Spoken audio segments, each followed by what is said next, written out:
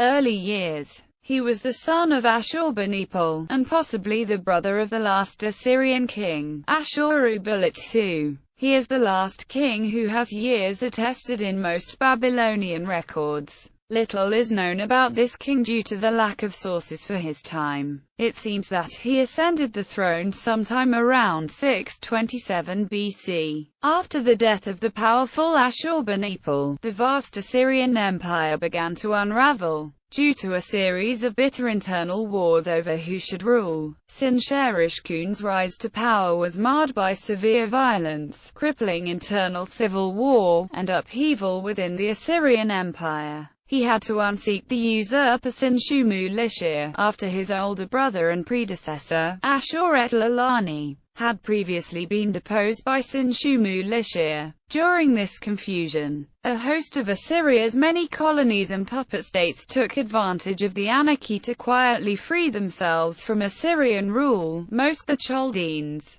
Babylonians, Medes, Persians, Scythians, and Cimmerians last strike against Babylon. After temporarily defeating his rivals, Sinsharishkun faced a much larger threat. Babylon, a vassal state of Assyria for 3 centuries, took advantage of the anarchy within Assyria and rebelled under the previously unknown Nabopolassar, the leader of the Chaldean peoples of southeastern Mesopotamia, in 626 BC. What followed was a long war fought in the Mesopotamian heartland. Nabopolassar tried to capture Nippur, the main Assyrian center of power in Babylonia, but was defeated by Assyrian reinforcements. However, Nabopolassar did manage to take the city of Babylon itself with the help of the Babylonian citizens, and was crowned king in the city circa 625 BC. Sinsharishkun, crippled by civil war in Assyria proper, then lost more ground before succeeded in recapturing Uruk in the far south in about 624 BC, only to quickly lose it again. Sinsharishkun led a large army to Babylonia in 623 BC to finally crush the Babylonian and Chaldean rebels. However, yet another major rebellion broke out in the Assyrian homeland. A relief army was sent back north, but promptly joined the rebels, so that the usurper could reach the capital Nineveh without interference, and claim the throne. Chronicles for the next few years are mostly absent due to the civil anarchy in Assyria. However, eventually Sinsharishkun was able to quell the latest homeland rebellion. Crucially, precious time was lost to solve the Babylonian problem, with Nabopolassar taking advantage to entrench himself as ruler of most of Babylonia. In 620 or 619 BC, Nabopolassar successfully captured Nippur and so became the master of Babylonia. However, he was forced to contend with Sinsharishkun's Assyrian armies encamped in the Babylonian heartlands attempting to unseat him for the next 4 years. War in the Assyrian heartlands.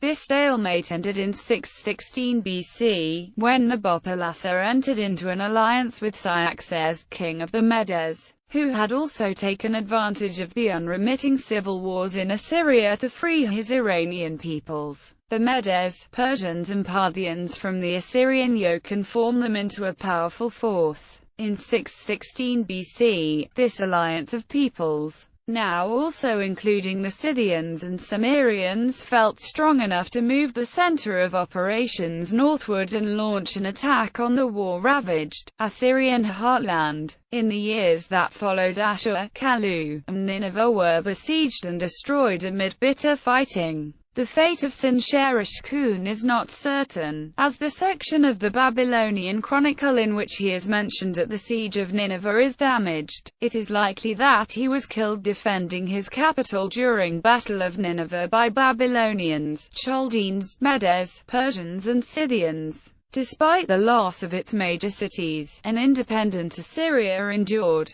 centered on its last capital city of Haran under its last king Ashurbanipal II. However, this too was overrun by the alliance in 608 BC, and a final victory was achieved at Carchemish in 605 BC. In literature, the fictional discovery of the tomb of Sinsharishkun just before the outbreak of the First World War is the central topic of the novel Land of Marvels by Barry Unsworth.